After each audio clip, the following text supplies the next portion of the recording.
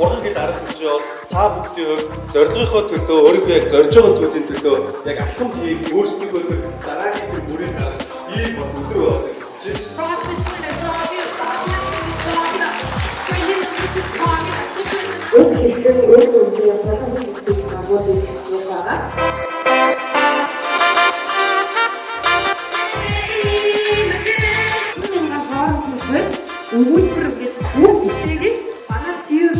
Одоогоор бол 2900-аад ажилтнтай. 2900 ажилтны 75-аас 80% дандаа оюутан ажилтнууд.